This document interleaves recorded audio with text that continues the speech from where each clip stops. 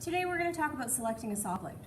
Now, selecting the correct blade has as much to do with safety as it does for achieving our desired cut.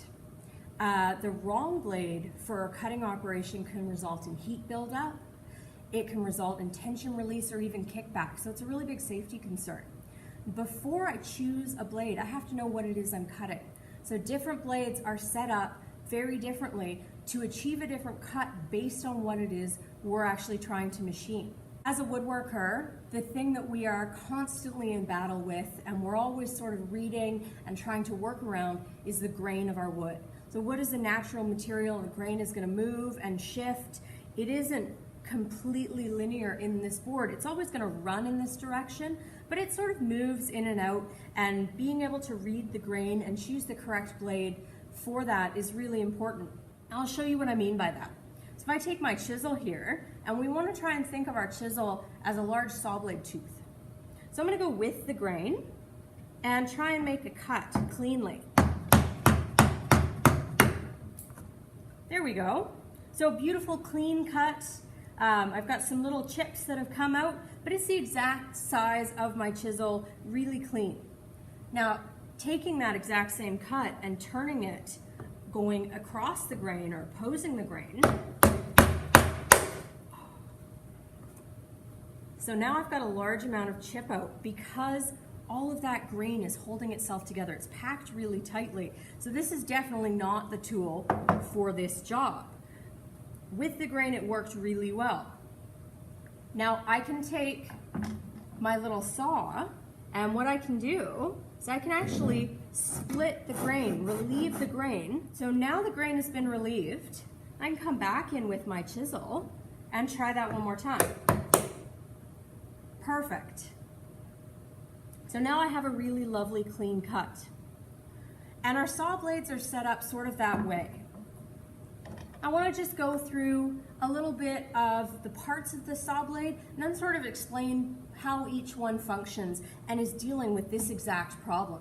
We're always either going with the grain, against the grain, or in the case of plywood, we're doing both. Plywood is very thin, solid wood that's packed with the grain opposing each other. That's what gives plywood its strength. So with plywood, I'm both going with and against. This blade here, this is a rip blade.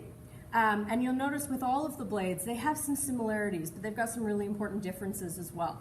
So the plate of our blade is the main sort of body of the blade. And up here at the end, these little carbide teeth, this is what's actually doing the cutting. So between each tooth, you'll notice there's a fairly large space. That's the pitch, so the distance between our carbide tips. And then right in here, we've got a space, sort of this hollow, right in front of where that tooth is, and that's called the gullet. And the purpose of the gullet on all of the blades, it doesn't matter what type you're using, is to remove the chips and allow the chips of wood that we're creating to be removed from our piece, and this is aiding in the reduction of heat buildup. So most of the things that we have happening within this blade is to help reduce heat. You can see we have some expansion slots here. And that's as this blade starts to heat up, it won't warp or twist. We need our blades to be completely true and flat. If you do have a warped or twisted blade, you should get rid of it right away. That's going to result in kickback, and it's very, very dangerous. So on this rip blade again, if we look to the tooth itself, you'll notice that the teeth, those little carbide ends, is very similar to the flat of our chisel. So it's essentially just a very tiny little chisel on the end of every single one of these. And this is great when we're going with the grain. So I don't want to use that blade to go across solid wood because this is what's going to happen. I want this cut. So this cut was really nice and clean. This was great. I want the combination of my chisel and my saw blade so that I'm relieving the grain first and then removing the material after. And the blade for that is our crosscut blade. It's also called an ATB blade, and the ATB stands for alternating top bevel. And you'll notice across the top, it's not a flat tooth like our chisel. They're on an angle and they oppose each other. So these little points on the end of each one of these teeth is going to come through, and it's going to score or relieve the grain, And then the meat of that tooth is coming through and it's removing all of our material, just like we did right here. This is for any of our cross cutting, so going across the grain. And even if all we're doing is we're cutting something with veneer on it, that veneer, even though it's as thin as paper, it's still solid wood. We still need to choose this blade so that we don't get this tear out. This is a combination blade, and it's called a combination blade because it is a combination of the two blades we've just talked about. So you'll notice there's a series of 5 teeth and then a very large gullet, then a series of 5 more.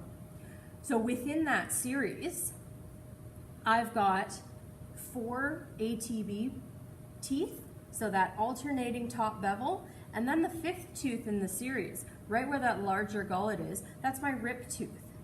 So this is really great for cutting those plywoods where we're both ripping and cross-cutting at the same time. The last blade that I have that I want to talk about here is our triple chip blade. So you'll notice the pitch is smaller. I've got more teeth within this blade. So the more teeth, the smaller the gullet. That's cluing me in to the fact that I can't use this with the grain. There's going to be too much heat buildup. This is something that's going across the grain, or in the case of our triple chip blade, something that I'm going to be using for my more brittle materials. So melamines, plastic laminates, and it can be used on veneer as well. But we don't ever want to be ripping, so with the grain on solid wood with anything other than our rip blade. So these are our 4 main saw blades, and hopefully that gives you a little bit of insight into how to choose a blade and why it's so important that we understand both the makeup of a blade and the makeup of the material to be cut.